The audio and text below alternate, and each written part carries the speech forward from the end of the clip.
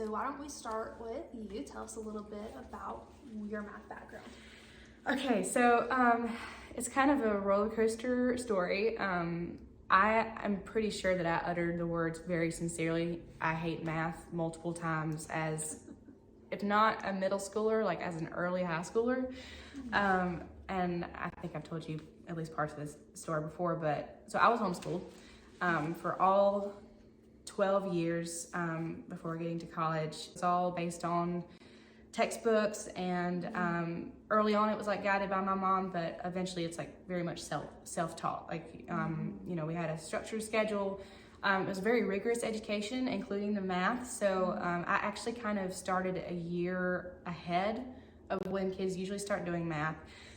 So I was doing like, as it turned out, when I got to college, I realized that I would kind of spilled over into the Calc 2 material that you do in college in high school.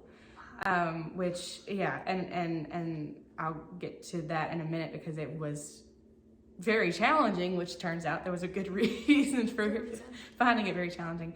But I mean, in my earlier grades, I didn't really have a lot of trouble with math. I wasn't crazy about it, but I did it and didn't have a ton of trouble with it. I thought it was boring because I'm very much like a literature, English type of person. I'm a musician by trade and have been for like my whole life. And so I'm a more creative person, and math was always frustrating to me because it felt like it was completely void of creativity, which is something that I learned is not true when I got to college. But especially the way it's taught and the way it's thought about, as we talked about in the last video, like just general perception is it's boring, it's hard, blah, you know, it's not fun.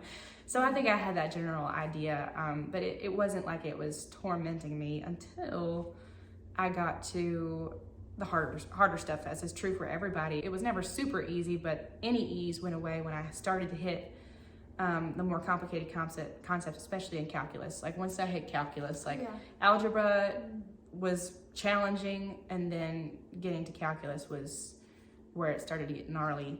And I can't imagine doing that basically by yourself. Yeah, and I was doing it by myself. There were some DVDs, but there was very little. For me, I don't guess there was any one-on-one help with a math expert. It did help though, and a big part of what ended up happening with my math journey is that my older brother had turned out to be a math major in college. So he is, in scholastic years, he's 4 years older than me, so he graduated college when I started college, and like he started college when I started high school. And he was very good at it. He was like top of his class, very, very fantastic math student in college. He had sort of the same experience as me in high school. So he was able to come back home and help me with some things. But he was still in college at the time, so he was super busy. So it got to where I was making some really crappy grades, and it was starting to get really overwhelming. During that time, at some point, I'd started to enjoy it more when I was doing okay with it, because I figured out that I could put in headphones and listen to music and like work through the problems. That was only true when it was something that came really naturally to me, or when I just understood the process. I didn't have to put a lot of like creative thinking into it. Ironically, I didn't have to put any like analysis. It was just like, I know how to do this, boom, boom, boom, plug and chug, you're done. I loved that stuff. But anything that I hadn't fully processed in my brain and I just sort of managed to limp by on it, that would start to pile up, and that would turn into not actually knowing how to solve a problem that was worded slightly differently, that looked a little bit different. You know, just the things that start to happen when you don't fully understand the concept underneath. So by the time I finished high school, I was struggling to the finish line, because like I said, it was pretty much like Calc 2 material at that point. Insane. And my brother joked with me at the time when I was looking at like what I wanted to major in, all that stuff. I was very undecided about all that. I remember one day I was sitting on the couch, like puzzling over all of it and talking about it with my parents, and my older brother snuck up behind me and he goes, math, behind my head, scared me to death, but we both laughed. But he's like, he said, I'm predicting right now that's what you're gonna end up majoring in.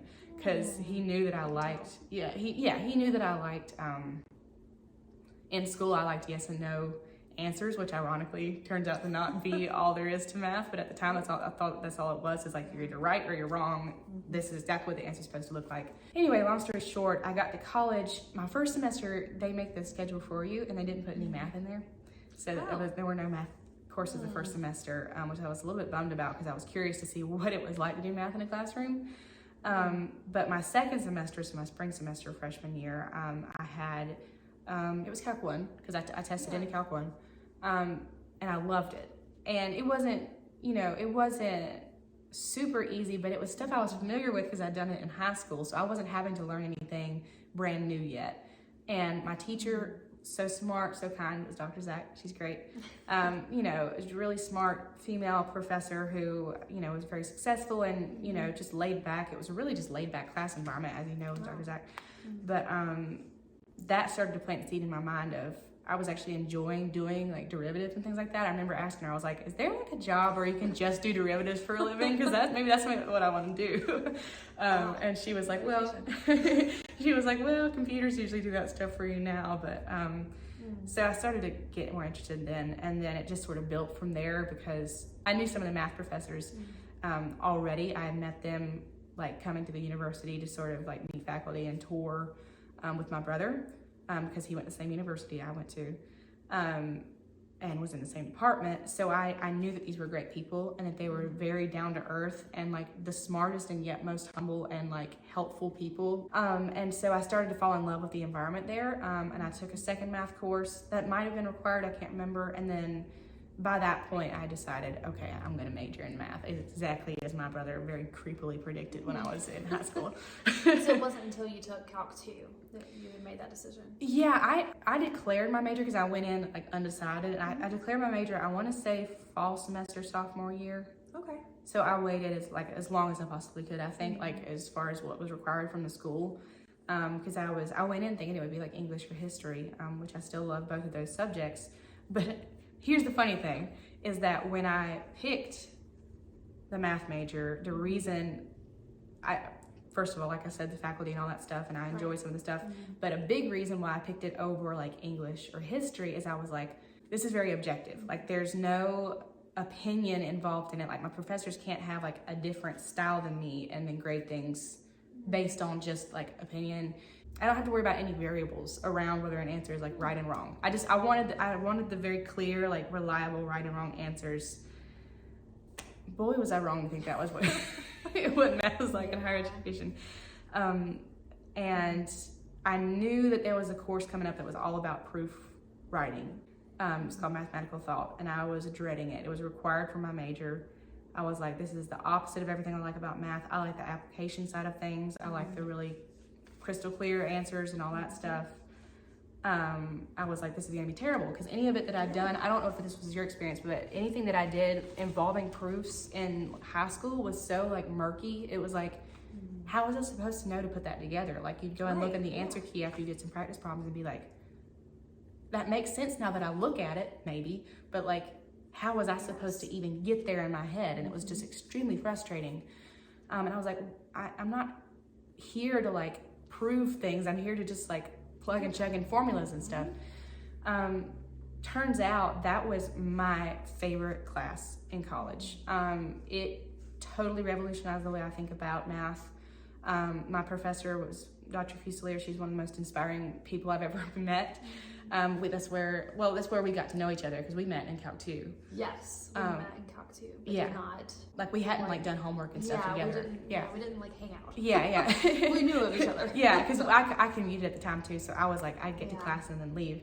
But that's where I started to make really connections in the department and start to realize, I think I thought I'd sort of solved a problem for myself when I picked the math major, and I was avoiding some of the more complex verbal engagements that you might find in other subjects. And then was completely surprised by just how nitty gritty it gets in those proofwriting classes. But what happened is it engaged my love for creativity and my love for writing because it merged like the things that I liked about math with the things I liked about writing. And then you can put together a beautiful piece of writing that proves a really helpful theorem that can in turn prove other things in math, and just it starts to all build in itself. So the fact that you could deduce things, that you could say, I just proved that. Like you can't disprove it. It makes sense now. Yeah. That is the word. It was really cool to me.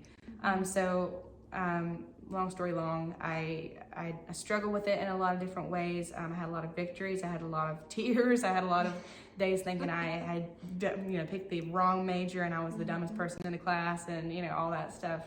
And came out with actually, which I didn't think I was going to make it. Actually attaining this, but I came out with a 4.0 and some departmental honors. And to this day, it's still a little bit wild to think about, because it's like, am I really that person that could achieve that? So imposter syndrome from start to finish, I think, is a good way to sum it up. But also, like, it was a very confidence building thing to accomplish it.